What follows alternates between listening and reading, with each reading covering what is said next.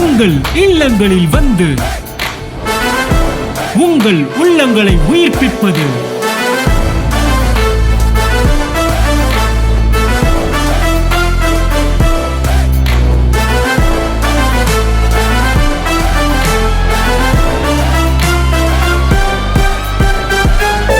உங்கள் channel DJ.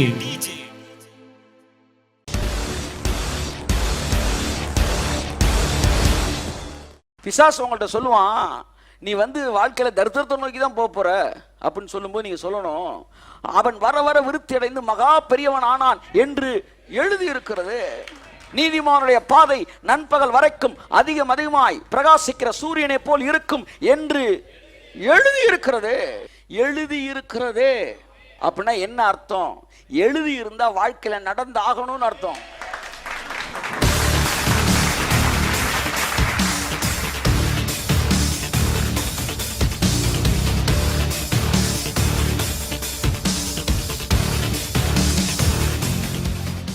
வார்த்தை என்பது நம்மை வானளாவிய உயரத்துக்கு அள்ளி செல்லுகிறது. எழுதப்பட்ட வார்த்தைகள் உங்கள் வாழ்க்கைக்கு என்னவா இருக்குதான்? கேடகமாக இருக்கிறது. இன்னைக்கு அதான் உங்கள்கிட்ட நான் பேச போகிறேன். என் அன்புக்குரியவர்களே, அதாவது உங்கள் எண்ணங்கள் வார்த்தையோடு இணைக்கப்பட்டிருக்க வேண்டும். இயேசு கிறிஸ்துவின் எண்ணங்கள் வார்த்தையோடு இணைக்கப்பட்டிருந்தது. எழுதப்பட்ட வார்த்தையின் மீது இணைக்கப்பட்டிருந்தது. அதை நான் உங்களுக்கு வாசித்து காட்ட விரும்புகிறேன். அதனால தான் அவருடைய வாழ்க்கையில பாருங்க, தாறுமாற அற்புதங்கள் நடந்துச்சு.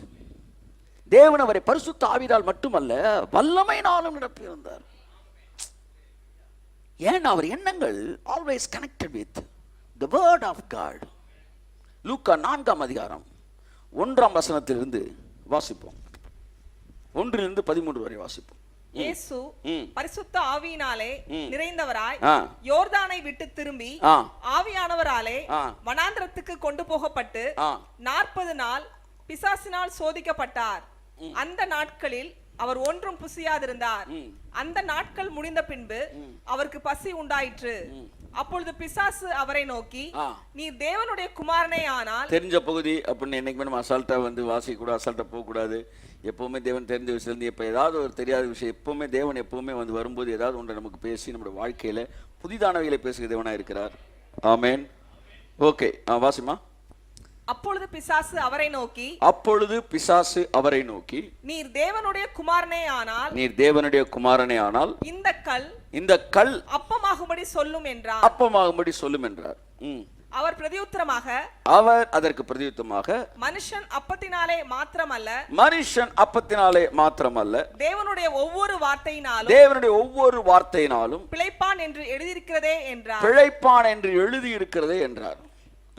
பின்பு பிசாசு அவரை உயர்ந்த மலையின் மேல் கொண்டு போய் உலகத்தின் சகல ராஜ்யங்களையும் ஒரு நிமிஷத்திலே அவருக்கு காண்பித்து இவைகள் எல்லாவற்றின் மேலும் உள்ள அதிகாரத்தையும் இவைகளின் மகிமையையும் உமக்கு தருவேன். இவைகள் எனக்கு ஒப்பு கொடுக்கப்பட்டிருக்கிறது. எனக்கு இஷ்டமானவனுக்கு இவைகளை கொடுக்கிறேன். நீர் என்னை பணிந்து கொண்டால் எல்லாம் உம்முடையதாகும் என்று சொன்னான்.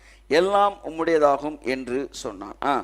இயேசு அவனுக்கு பிரதியுத்தரமாக, எனக்கு பின்னாக போ சாத்தானே, உன் தேவனாகிய கர்த்தரை பணிந்து கொண்டு அவர் ஒருவருக்கே ஆராதனை செய்வாயாக என்று எழுதியிருக்கிறதே என்றார். It is written. இது எழுதியிருக்கிறதே. இந்த ரெண்டு இந்த அவருடைய சோதனையில் அவர் பேசின வார்த்தை எழுதி இருக்கிறதே அப்படின்னா என்ன அர்த்தம்? எழுதி இருந்தா வாழ்க்கையில நடந்து ஆகணும்னு அர்த்தம். பிசாசு உங்கள்கிட்ட சொல்லுவான், நீ வந்து வாழ்க்கையில தரித்திரத்தை நோக்கி தான் போற அப்படின்னு சொல்லும்போது நீங்க சொல்லணும், அவன் வர வர விருத்தி அடைந்து மகா பெரியவன் ஆனான் என்று எழுதி இருக்கிறது. நீதிமானுடைய பாதை நண்பகல் வரைக்கும் அதிகம் அதிகமாய் பிரகாசிக்கிற சூரியனை போல் இருக்கும் என்று எழுதி இருக்கிறது. He was not waiting for the spoken word, he uttered the written word.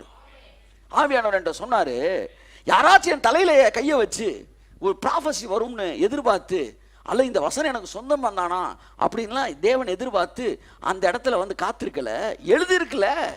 அப்ப அது எனக்கு தான். கைத்தட்டு. ஆமென். ஒன்றை புரிந்து கொள்ளுங்கள், இந்த வேதத்தில் எழுதி இருந்தால் அது உங்களுக்கு தான். அவ்வளவுதான். எழுதி இருக்கிறதே அப்படின்னா என்ன அர்த்தம்னா, அவர் ஒரு ஸ்போக்கன் வேர்டுக்கே வெயிட் பண்ணல, ரிட்டன் வேர்டு போதுமானது. நிறைய பேர் சொல்லுவாங்க வந்து ரேமா வேர்டு வேணுங்க, அப்ப லோகாஸ்லாம் வேண்டாமா? லோகாஸே போதுமானது. இன்னைக்கு நான் பேசுறேன், what is rhema, what is logos, what is the use of rhema, what is the use of logos. அப்புறமேட்டு வந்து when should be used the rema, ramic word, when should be used the logos, written word. இங்க பாருங்க, அவர் return வேர்டை மட்டும் தான் பேசிட்டு இருக்காரு. எழுதி இருக்கு, எழுதி இருக்கு, எழுதி இருந்தா போதுமையா? ஆமென் சொல்லுங்க.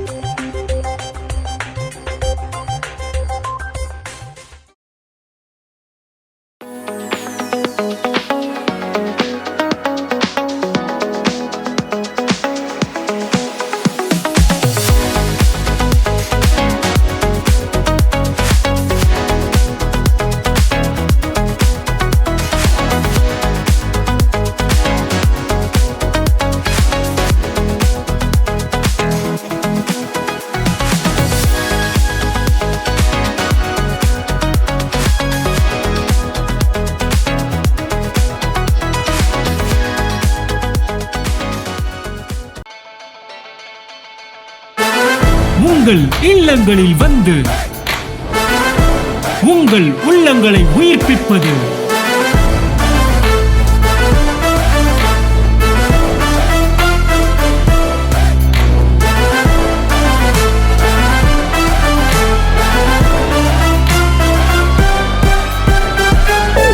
உங்கள் சேனல் டிஜே.